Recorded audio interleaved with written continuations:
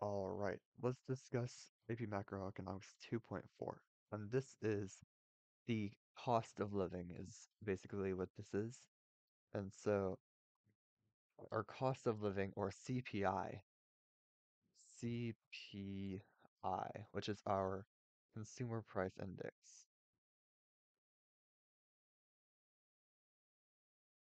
Consumer price, not rice index, price index.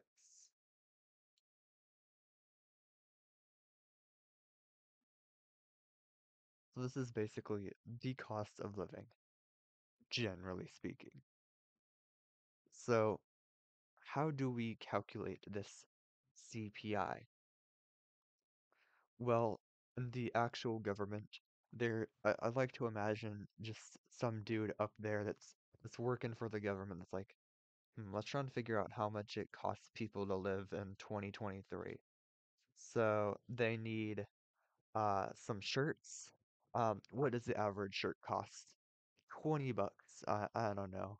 They need some shirts. They need some pants. They need Xboxes. They need streaming services. They need computers. They need calculus textbook. They need beds. They need pillows. They go through all of these things and like this is what people generally are buying and like this is about the cost of living. And so they calculate, and this is called a basket. This list of things that um, people kind of need to live. And again, most of the basket is coming from housing, which is which makes sense because a good portion of the GDP itself comes from housing. So just because we have mass inflation for something doesn't mean that there's going to be a drastic change to the CPI because I don't know, not everyone needs a crane, but there's drastic change to the crane and tow tractor industry for some reason. Like, yes, it'll have a bit of a change on GDP, but it won't affect the CPI, the actual costs of living. And so I think this is why CPI is before like inflation and the other price indices, because CPI is a kind of a form of measuring inflation. Because this one is a bit more understandable to us people who own houses.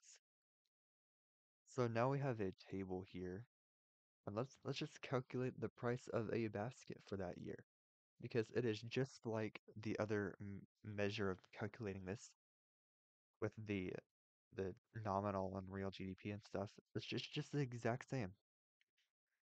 So the so now we're going to be calculating the price of the basket for 2033.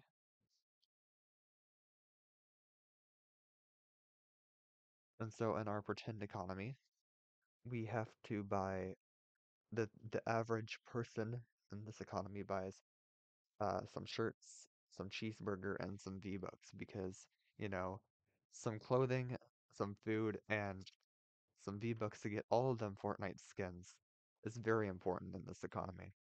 I'm not entirely sure why, but it's just like the other one we do.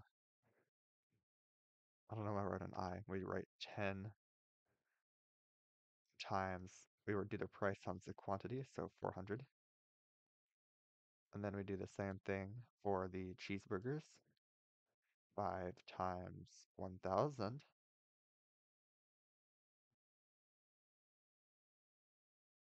And then we have 0.5 times 1,000,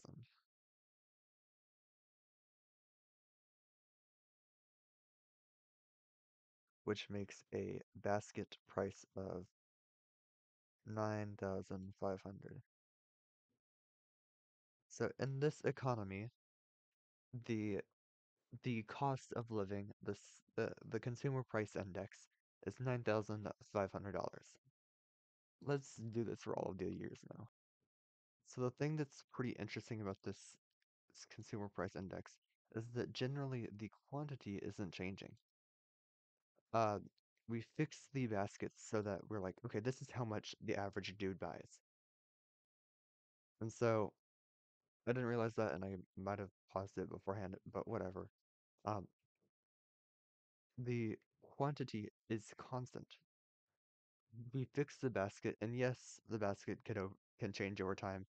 In the past, most people didn't buy streaming services in the 1400s, but now a handful of people do.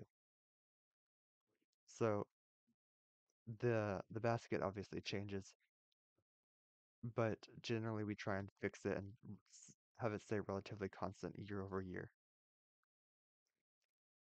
So this is another way we can kind of hold something constant and see the inflation rate because we already have one thing constant. So we can just say, hey, what if we wanted to find the inflation rate for 2034? We could, we could do exactly what we did in the 2.6 video.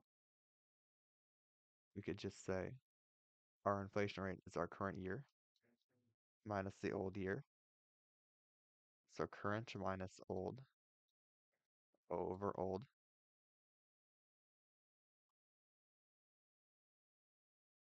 times 100, not 100,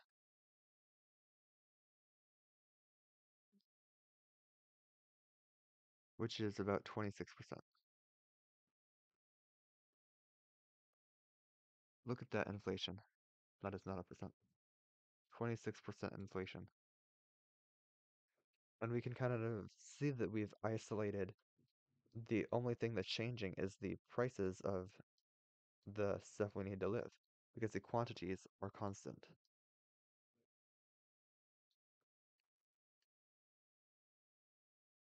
Another effect is called the substitution effect. And this is very common throughout. I, I think that's too many T's. Substitution. I don't know. Substitution effect. Okay, substitution. And you'll hear this frequently. People will want to switch to similar products that cost less. If someone's like, this recipe says chicken or beef, and the price of chicken just went up, I'll switch to beef. That's all the substitution effect says. And now I get to talk about a thing that very much irks me. I have people that I know, not naming any names, but they're just like, all right. So when I was a child, I could go and buy a hamburger for like $2, and now it's like 12. And you you guys, uh, everything's so expensive, blah blah blah blah. And yes, inflation is a thing, but the cost of living has also gone up. So let's see if um which is actually more expensive. So let's write all of the information down. So let's say let me actually go look this up. I looked up the CPIs. This is using the base year of, I think, what was it, 1983. So the base year is now 1983. I looked up the consumer price index for our 1950 and 2020. Oh, that's 2022 actually. And so now let's see which hamburger costs the most. So let's say this hamburger costs $2, and I'll say this one costs like 10.50.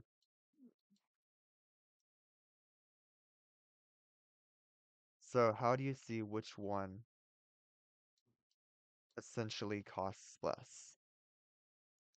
So you would have to convert one into the effective wage for the other, or not the effective price for the other. So how you do this is you have the two CPIs over each other. So CPI 1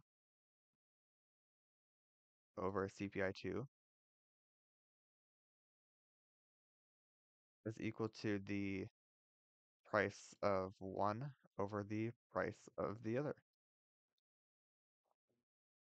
And so the years will be the same in the numerator. So if this was 1950 is 1, then this will be the CPI for 1950 and the price at 1950. So let's substitute in values. And let's convert this into 2022 dollars. So we want to see this price in 1952 dollars. So the CPI will set in the 1950 to be 24.1. The CPI for 2022 is 294.4.4.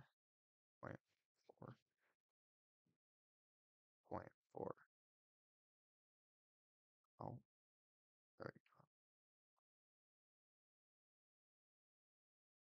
And then the price in,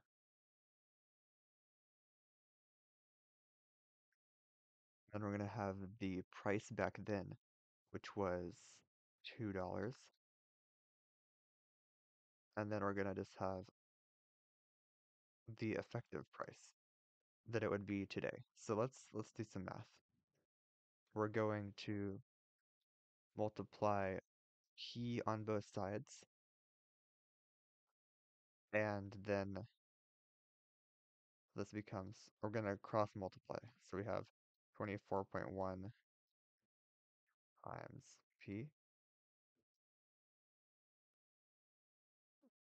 is equal to 2 times 294.4. And then we're going to divide by 24.1 to get P. And let me type that into the calculator. And that is $24. $24.4. That is insane. So if the price of the hamburger was $2.1950, which I don't think it was, but if it was, it would cost $24. And so you really need to account for inflation when you're that one dude on TV is like, back in my day, I made $1.50 in minimum wage, and I was happy. Account for inflation. And then one more thing is just real interest rate, or whatever. Oh, real in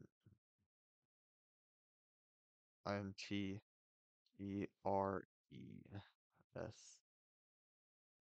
rate. Real interest rate. So let's say you're at a bank and you're like, how much do you give me every year? You compound my interest annually, and we'll give you 3%, 3.0% interest. I put in $100, I get $103 back at the end of the year. Cool. 3% interest. But inflation, that kind of sucks.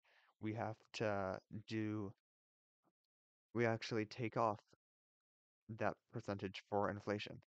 Inflation is 2% that year. 2%. Then our effective, our real interest rate is 1%.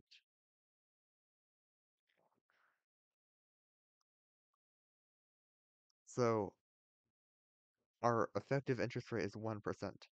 So by the end of the year, I'll only be able to buy 1% more stuff. Okay. What about um if we're like, I don't like that. I just don't put it in a bank. and we get negative 2% interest rate. We put it in this bank because otherwise hiding my money under my mattress is better than that. At least I'm making something. I'm not losing money as quickly.